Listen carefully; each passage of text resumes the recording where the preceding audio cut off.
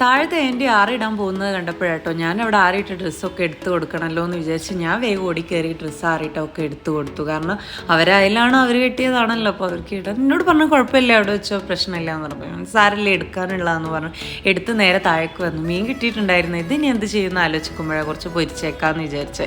എന്തായാലും കറി വെച്ചിട്ട് കാര്യമില്ല എന്ന് വിചാരിച്ചു. അങ്ങനെ മീനൊക്കെ പെരട്ടി സെറ്റാക്കി വെച്ചിട്ട് നോക്കുമ്പോൾ മിഷുപ്പിനെ കാണുന്നില്ല. ആൾ കളർ ചെയ്യായിരുന്നു കേട്ടോ. കുറച്ച് സ്പൂണ് കിട്ടിയിട്ടുണ്ടായിരുന്നു, അതിൽ ഫുള്ള് ഫാബ്രിക് പെയിൻ്റ് ഒക്കെ ചെയ്ത് വെക്കായിരുന്നു. അപ്പോൾ അതൊക്കെ കണ്ട് കുറച്ച് വീഡിയോ ഒക്കെ എടുത്ത് പിന്നെ നമ്മുടെ കുളിയും നിസ്കാരവും ഖുർആനോത്തൊക്കെ കഴിഞ്ഞതിന് ശേഷം പിന്നെ ഫുഡ് കഴിക്കാനുള്ള തയ്യാറെടുപ്പിലായപ്പോഴേക്കും നിഷാക്ക എത്തിയിട്ടുണ്ടായിരുന്നു.